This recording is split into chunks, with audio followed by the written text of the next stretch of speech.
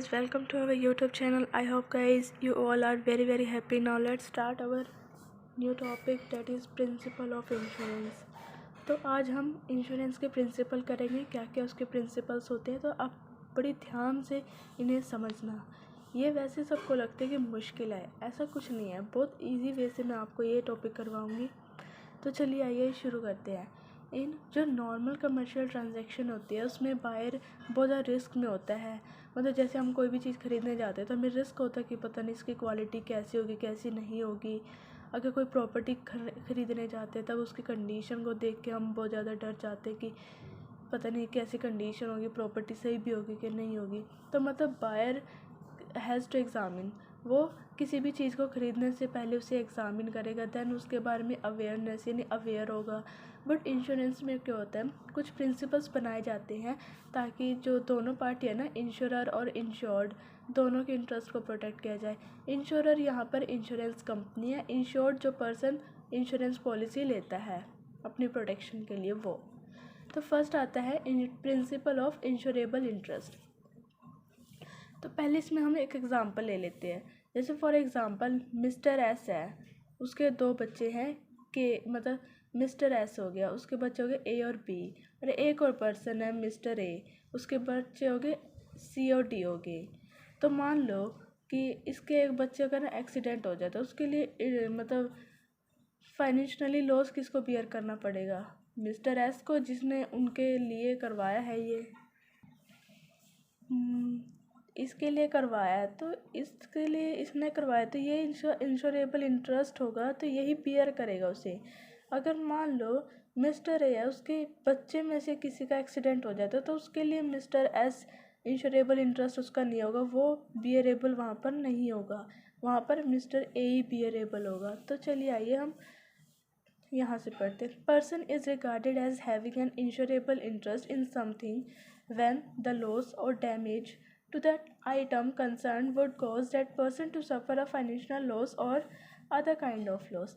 Person को है मतलब कुछ भी हो, जब भी मतलब किसी का लॉस या डैमेज हो जाए उसकी आइटम को, तो उसमें उस पर्सन का ना इंश्योरेबल इंटरेस्ट होना चाहिए, जिसकी वजह से मतलब वो फाइनेंशियल लॉस सफ़र कर रहा हो तो उसका इंश्योरेबल इंटरेस्ट उसके अंदर होना चाहिए। अगर इंटरेस्ट ही नहीं होगा तो हम क्यों उसके लिए वो पे करेंगे, क्यों हम बियर करेंगे? मतलब जो पॉलिसी होल्डर होता है ना, मस्ट स्टैंड टू सफ़र, वो डायरेक्ट फाइनेंशियल लॉस यहाँ पर सफ़र करता है अगर वो इवेंट अक्कर होता है फॉर विच इसके लिए हमने इंश्योरेंस लिया हुआ है, हम अपनी जो लाइफ है उसे प्रोटेक्ट करने के लिए। जैसे कि मान लो एम्प्लॉयर है, एम्प्लॉयर में not necessarily has favourable insurable interest in the life of employ.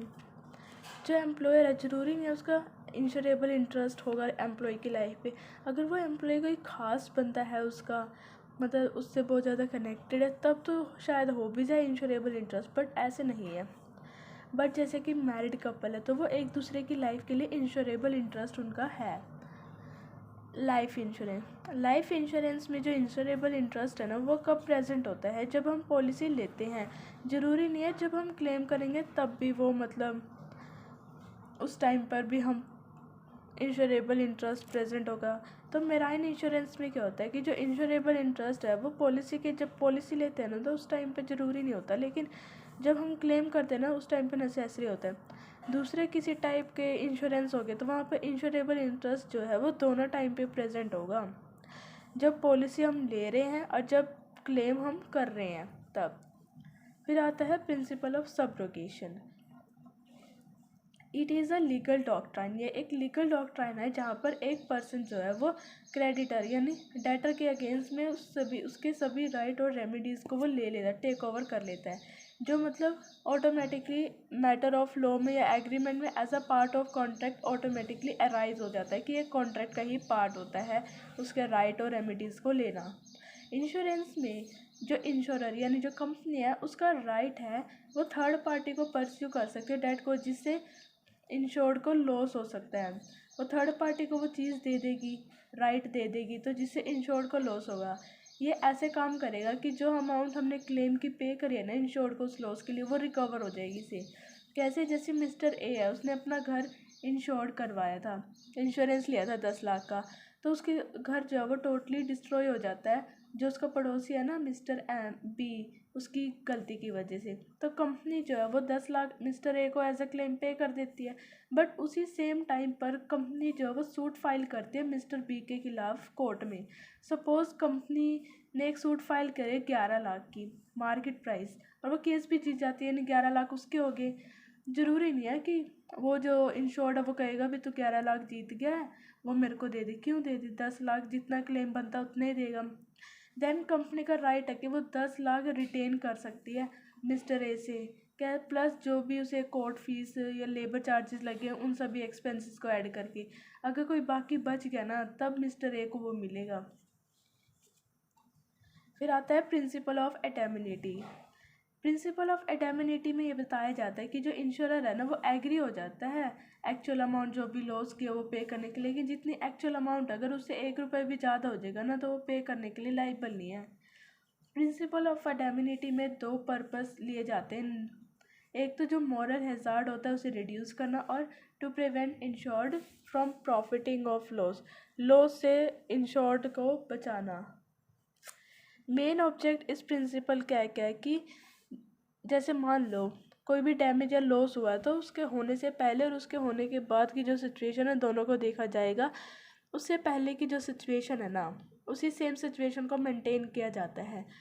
Compensation की अमाउंट उतने अमाउंट तक लिमिटेड होगी जितनी हमें इंश्योरेंस के टाइम पे हमने दी एश्योर्ड करवाई थी, या फिर जो एक्चुअल लॉस होगा इसमें से जो भी कम होगा ना वो कंपनसेशन दिया जाएगा।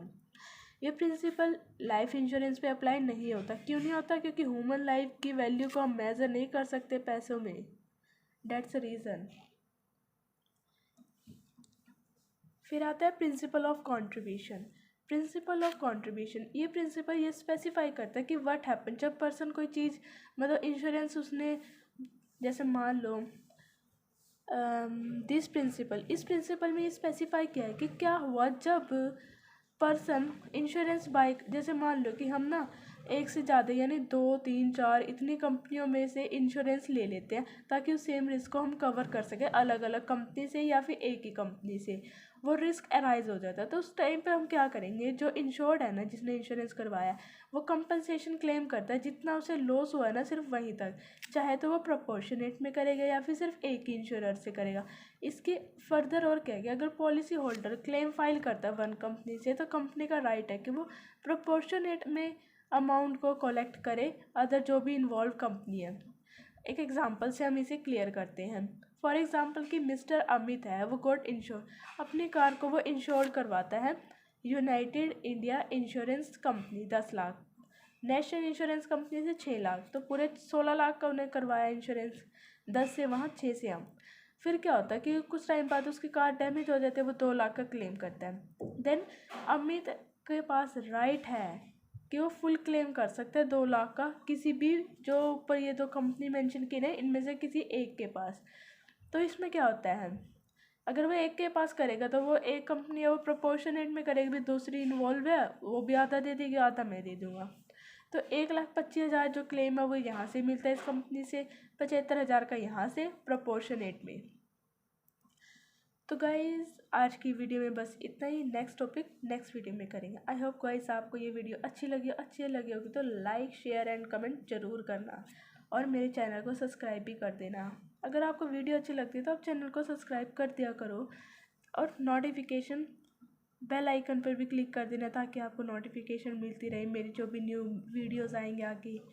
अगर आपको कोई भी डाउट है, कोई भी अगर आपको पॉइंट समझ नहीं आया तो आप मुझे कमेंट में बता सकते हैं, मैं नेक्स्ट वीडियो में वो टॉपिक कवर करने की कोशिश करूँगी। तो thanks for watching my video.